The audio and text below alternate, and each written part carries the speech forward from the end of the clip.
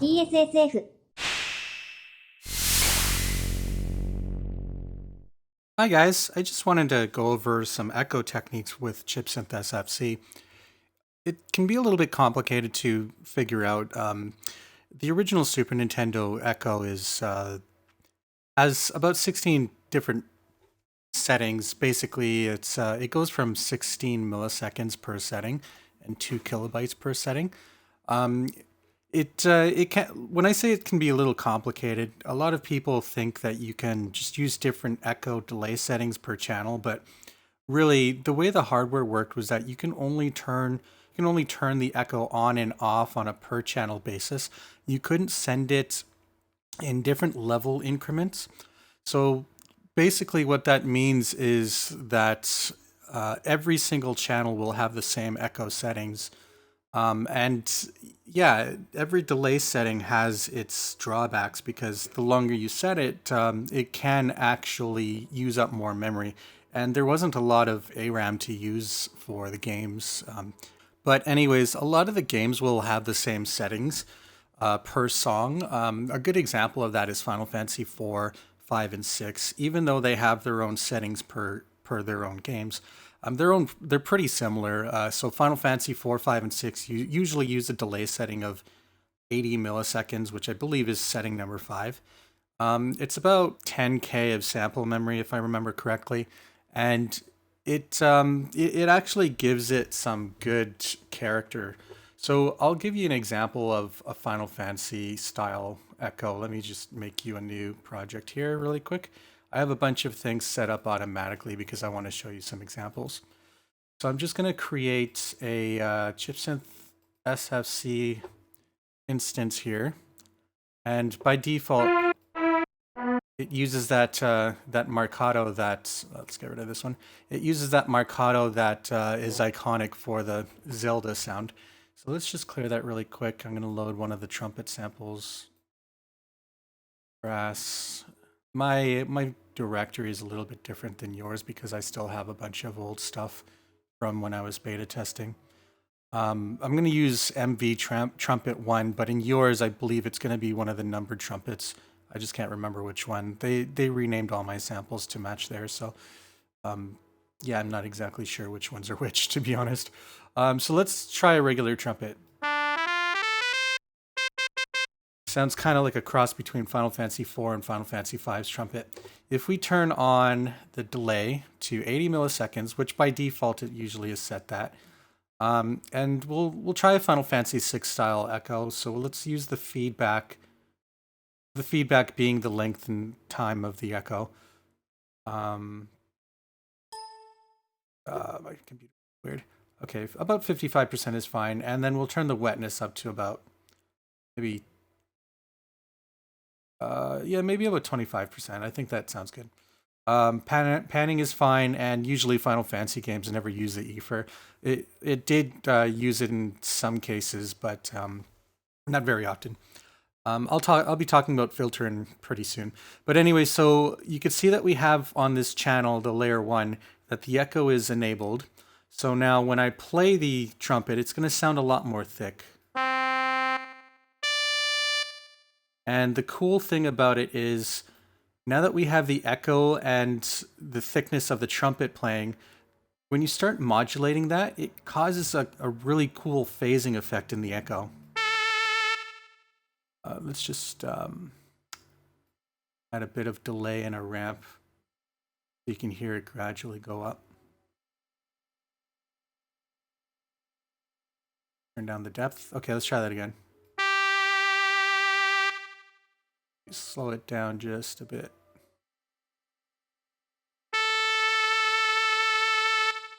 That's one of the ways that the Final Fantasy iconic sound was defined, or how it was defined rather, in the Super Nintendo days.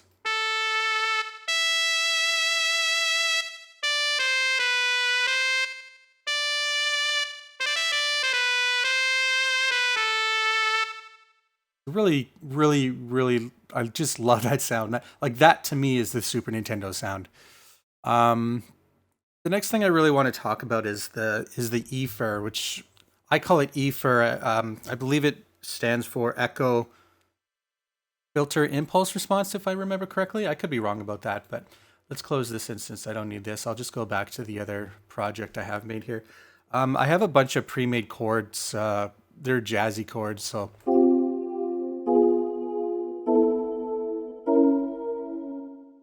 you can hear that I have a bunch of feedback and echo set already. Wetness is pretty high.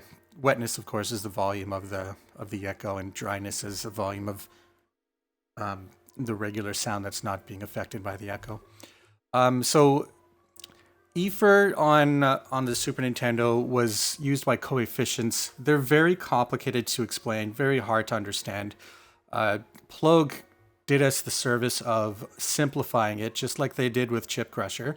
In fact, let me get Chip Crusher up really quick, just so that we can compare the two. Okay, so here's Chip Crusher. As you can see, the settings are pretty much the same. They're just arranged in a slightly different way. You have all the inverted phase options, and you have the EQ of the filter right here. And there's more phase options over here. You can see the explode settings right there. We'll talk about that in a second too.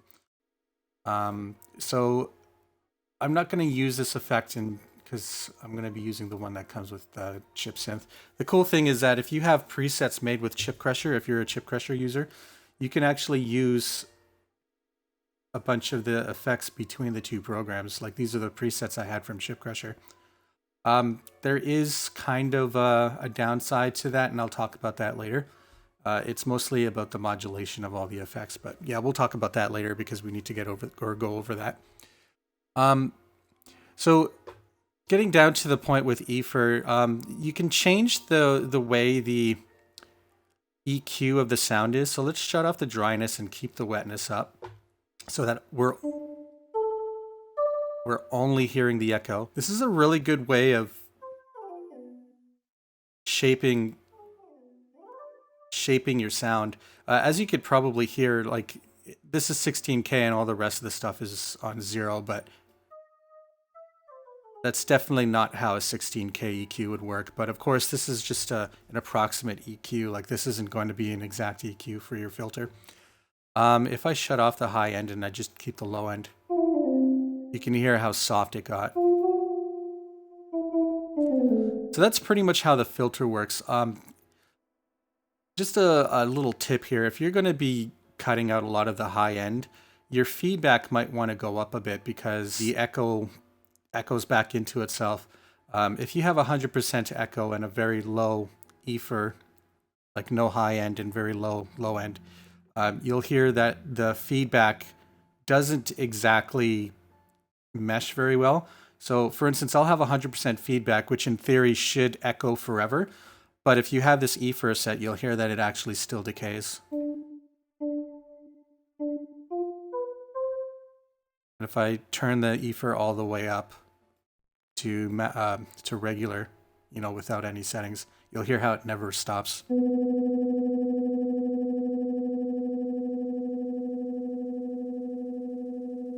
Gonna get dangerous. It never stops, but it is still feeding back into itself, so it actually starts getting a little bit more distorted after time, which is kind of cool. You might want to try to use that effect. So let's say I wanted to use a bandpass, so let's shut everything off, and I'm just going to keep just the 8K, actually. We'll keep the 8K up, and everything else can go. I guess it helps if I have some feedback.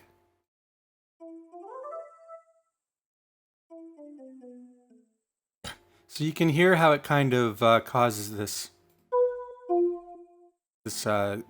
high-pitched little frequency to cut through. If I turn up 8K and let's turn up 12K with it. Maybe this one too.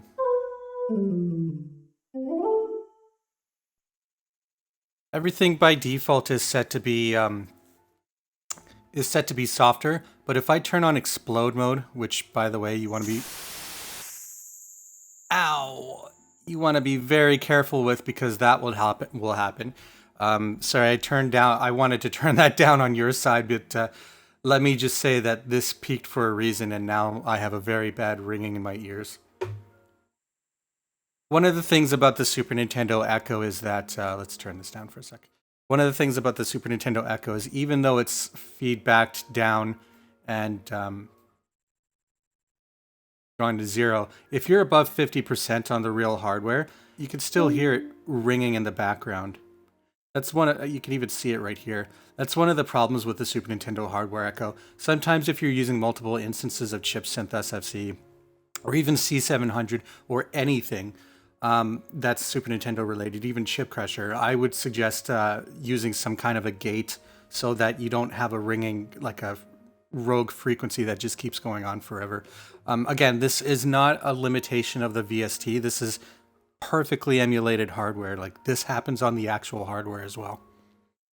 So when you had games like Final Fantasy or you had games like Chrono Trigger, a lot of the times they would usually just set the echo and go. Some Final Fantasy VI songs actually dynamically changed the filter midway through the song. A good example would be that song when you're on the Phantom Train, where it starts the train up in the beginning and the echo actually changes the filter. Actually, I might be able to show you that really quick. Okay, so here's the Phantom Train. You'll be able to see that the EFIR is changing on the fly.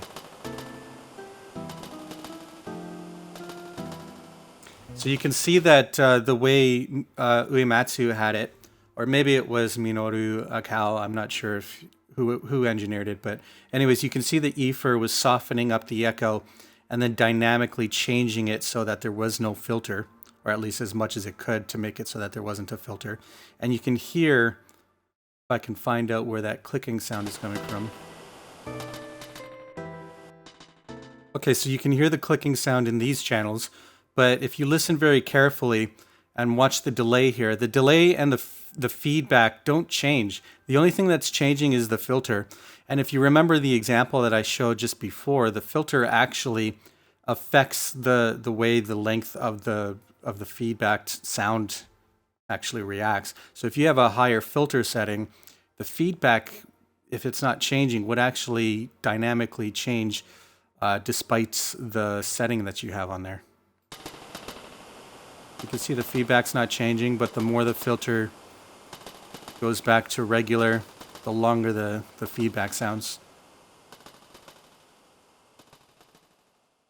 It's a really cool effect that you might want to try in your own songs. Chipsynth SFC doesn't have a way to dynamically change these filters using a step modulator, but there should be a way to do it with your digital audio workstation using automation lanes. So if I click on this and then I choose Chipsynth SFC, Cakewalk kind of makes everything messy looking, but you'll be able to see the delay settings and be able to change them in real time. They're there. So delay, and then you can see the gain and everything else, where if you wanted to, you could probably just set the ramp to be lower and then this to be higher. So if I play this, you'll see here that it's going to change.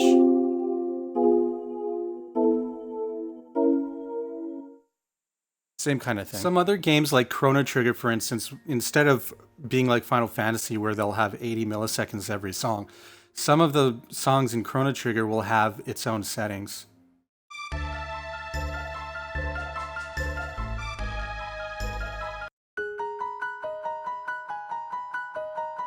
So you can see this song here has the echo set to D, which is 208 milliseconds.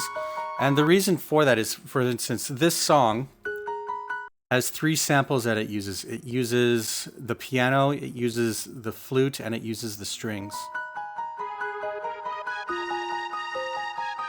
But if you have another song that has a lot of samples in it, for instance, this one maybe, you'll see that it's using a different delay setting of 64 milliseconds. And the reason for that is most games allocated a certain amount of memory for the samples because the ARAM shared sample memory, it shared sequence memory, sound effects memory, and echo memory. So if you had a lot of samples in a song, you probably couldn't use a pretty long delay setting because if you did, you'd run out of memory very quickly. If you use too many samples or if you used up all your ARAM, it takes a long time to load that into memory. If you're looking at a game like, say, Street Fighter Alpha 2 on the Super Nintendo, you'll see that that game actually has 5 seconds of loading time per round because it's loading all the voice samples into memory. It takes a very long time. A lot of people made fun of Street Fighter Alpha 2 on the Super Nintendo. I personally think it's an amazing achievement. Some games like Super Mario World or Donkey Kong Country, they would load their entire sample banks into all of RAM. I believe Donkey Kong Country, David, if you're watching this, David Wise, if you're watching this, you can probably correct me. I believe you have about 60 or 80 samples in the memory all at once. A lot of those are filtered sound effects and filter samples so that you can alternate between sawtooths, resonance, and everything like that.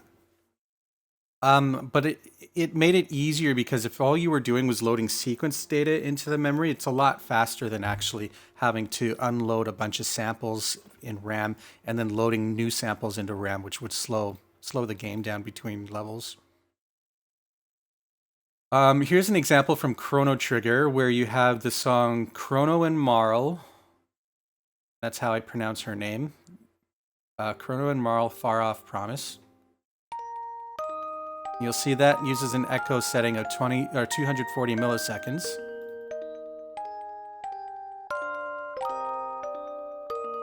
And then a song that uses the same intro, but has a lot more instrumentation in it, is Two Good Friends. So if I double click this song, you'll hear the intro playing, but the echo is going to be a lot faster because there's way more samples in memory. But if I play this one, you'll hear how it has to use a different delay setting because it uses way more samples. If I fast forward through the song. So you can hear that because there's more samples, Mitsuda couldn't use the same echo settings because there wasn't enough memory. David Wise's Donkey Kong Country soundtrack actually used some really cool effects as well. So for instance, let's see if I can find one that has... So you can hear it in this song right here. It is actually in Donkey Kong Country too. And you can't see the echo settings in the SPC player in chipsynth SFC, but you can hear it. So if you play this song, and we mute the echo, you can hear it sounds normal. But if I unmute the echo, you're gonna hear some phase effects.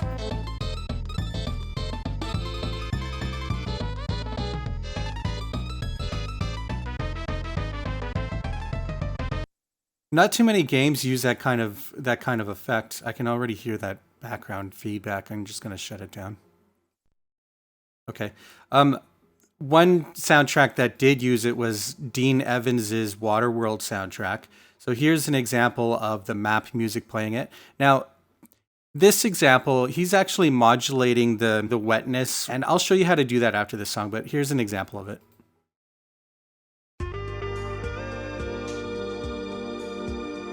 So you can hear it's kind of the same effect that David Wise was using in the Donkey Kong Country example. But as you can hear, it's actually phasing in and out using the volume setting. It's weird because on Dean Evans's YouTube, which is what this is playing back from, you can hear the effect playing, but you can't hear it in the game because even though the settings are there in the game, and even though if you look at it in an SPC player, for some reason the effect isn't applying to the output. So it's really weird how that works, but let's see if we can replicate that sound using these chords that I have here. So what I want to do is delete this envelope, and first of all, let's set up the modulation, let's set up that echo so that we get that weird phasing effect. So to do it, what we want to do is set the delay to 0 because we want the echo to work exactly the same way. We want the echo to sound pretty much the exact same way as the dryness sounds. So we'll turn up the wetness and the dryness, and then maybe let's add a little bit of a filter to it. You can hear a little bit of beeping there because of the feedback. Let's turn the feedback down just a little bit. So this shouldn't cause any problems. I don't have explode on, so that's good. Now when I play this, it should sound like a chord that's out of phase. And that's very loud because we have the same sound feeding back into itself. So maybe I'll turn down the wetness a bit. Nope, still loud. Let's turn down dryness and wetness. Still loud. How am I gonna do this? Maybe I'll just turn down this.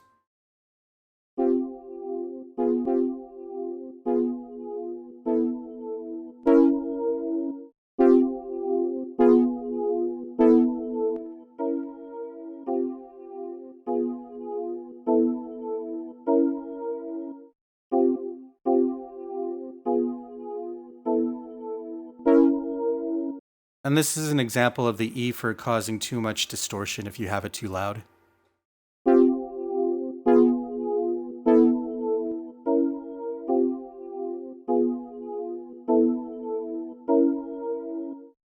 Okay, I have a setting where we have a little bit of a filter and a phaser effect going on.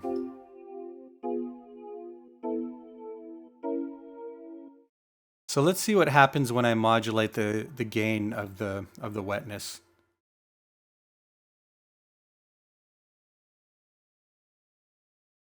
Gain is probably the wrong word. The mix was probably the right one. So I'm going to set my sine wave. Let's do this really quick. I want to set it to lighter.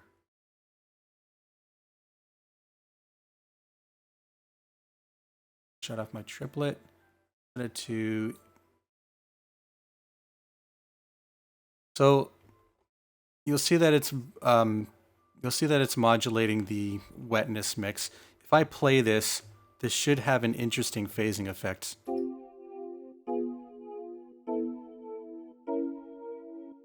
It does, however, it's not really getting the effect that I want. So maybe if I play around with the inversion of the phase, let's try inverting the wetness. Hey all, so as you can see, I sped up this section of the video because I'm trying really hard to replicate that phasing effect that Waterworld and DKC2 are using. Unfortunately, chipsynth SFC plays the echo back with perfect timing, which means the echo's waveform isn't going out of phase with the dry waveform. This is not a bad thing. In fact, this proves how precise SFC's core drivers are compared to the games, where when they write to the echo buffer, there's a slight delay that causes that phasing. So instead, I start focusing on how we can use the same style of effect to cause a cool overdrive effect when we overdrive the filter settings. Alright, let's get back to the video and I'll show you how that came out. So I can't seem to get the Waterworld effect to work in chipsynth SFC, and the effect is dependent on, I guess, maybe there being a delay between the actual sound of the channel sending to the echo buffer.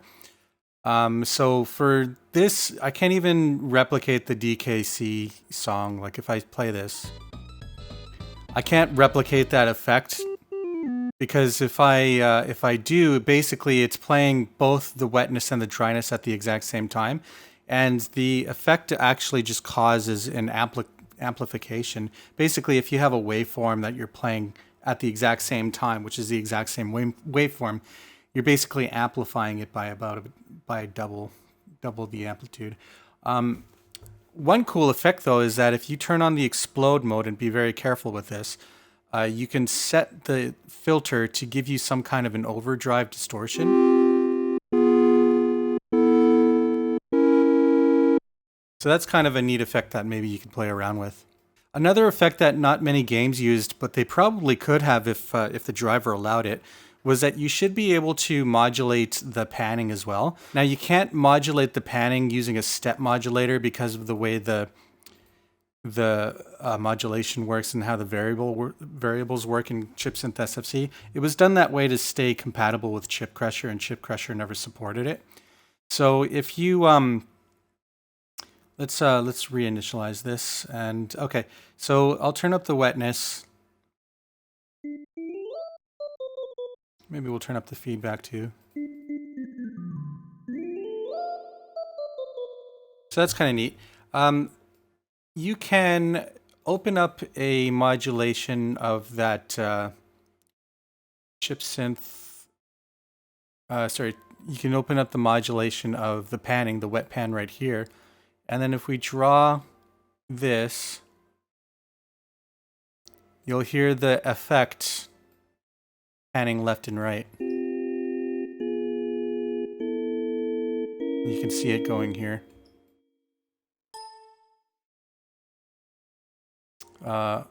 Cakewalk is saving a backup.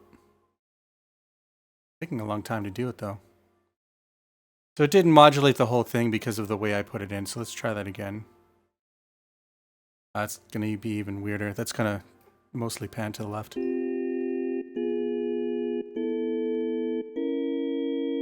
But you get the idea. It's got a really cool effect to it. Hiroki Kikuta used that effect in his song The Unbreakable Unity, which again wasn't used in most Squaresoft drivers back in the day.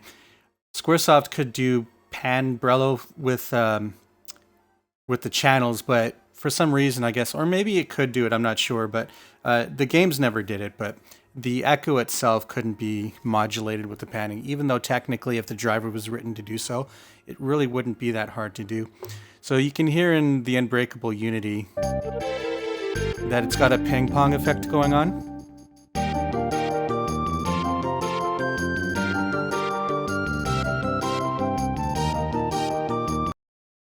And you can hear in the remade version that I made with C700 that I'm doing the same effect, and you can see that I'm modulating the panning right here.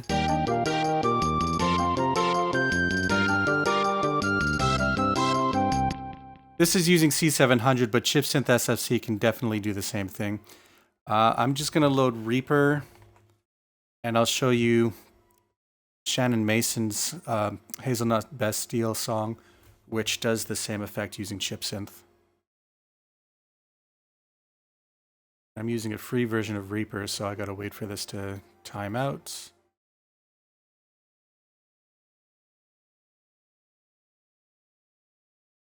Boom, okay. So if I zoom into you can see that I'm doing the same thing here. I mentioned in my last video that if you modulate volume very quickly, it's gonna click. And it will click if you do it. That's why I'm ramping it a little bit here. But anyways, so you can hear the echo playing there.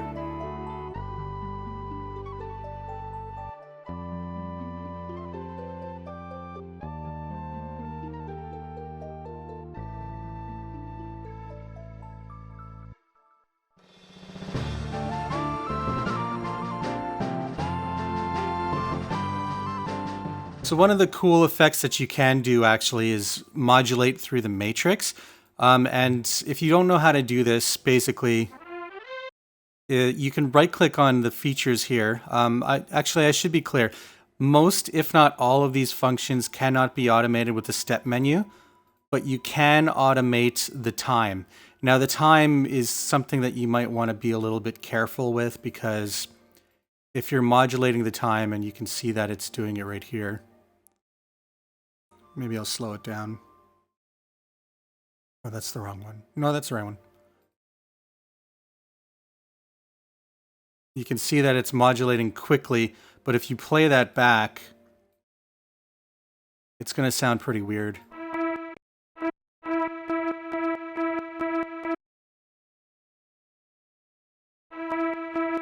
So you may not want to be able to do that, or like you may not want it to set that way. It's doing it extreme, but if you go into the matrix and you turn down the depth, you can actually make it a little bit more slower. I don't know. Smooth is probably the correct word. But as you can see, it's still in effect that even though it can be done, probably doesn't sound good unless, I mean, you have a really neat way of dealing with it. Let's turn it up. It might be a cool effect. Maybe you can change this to like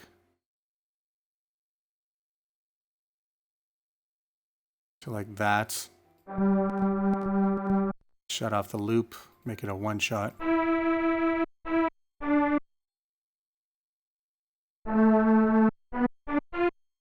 Maybe set it to, instead of making it step one. Oh, that's probably what's happening. Let's shut that off.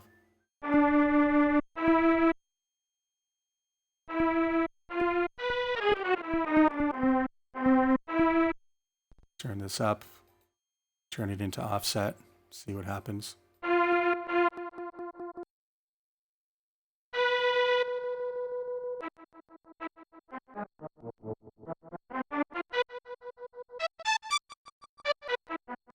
It's kind of strange, but you can set it so that if you right click on it and set it to a velocity, for instance, that the higher the note plays, the longer the echo. The lower the note plays, the shorter the echo. So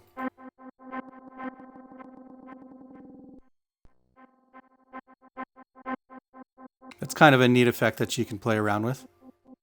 Another thing you can do is you can set the panning to different modulators as well. So if I right click on the wet panning and set that to velocity, for instance, you can basically set it, well, because it's panning, you'll probably want to set the range to -100 as well. But basically, you can set the panning for the echo to play whether if it's softer in the left speaker or if it's harder pressed in the right speaker.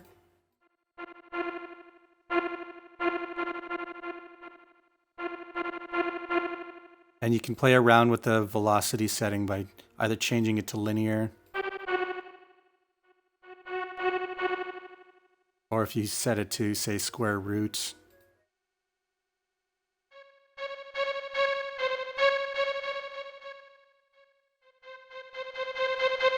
That's a good way. It's basically the sensitivity of the velocity that you're changing here. If you wanted to, if you don't want it to actually lower the volume every time, you can just turn the velocity sensitivity off, and that'll stop the volume from fading out at the lower notes. There's so many other things you can do. Like you can also set this for the wetness. So let's try that with the wetness. Velocity poly. So basically, the higher the note is played, the louder the echo is going to be. So if I play the note low, it's mostly dry. Actually, I should change the sensitivity. Square root. No, linear.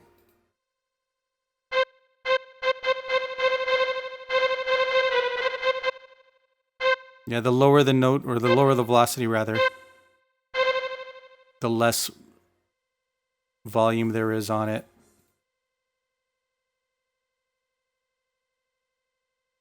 Or for instance, we set it to the length, but you can also set it to feedback. There's so many cool things you can do. There's so many different combinations of effects that you can set up, and so many things you can automate in your digital audio workstation. The only thing like I could suggest is just play around and see what you come up with. But if you guys come up with any cool ideas with how you can use the echo, just hit me up in the comments and let me know. I hope you enjoyed this video. I'm planning on making a ton more tomorrow. I really want to go over the pitch modulation effect, the matrix, the mod matrix. We kind of did it a little bit today, and the step matrix, or the step modulator rather. I want to really show you how those work, because they can be a little intimidating to look at, but really once you get them, they're not that hard, and they're pretty much what makes chipsynth SFC so extremely powerful. Well, guys, thanks for listening. Thanks for letting me ramble about the echo and how much I love that SNES sound. Subscribe if you want more. Shoot me a like; it helps me out.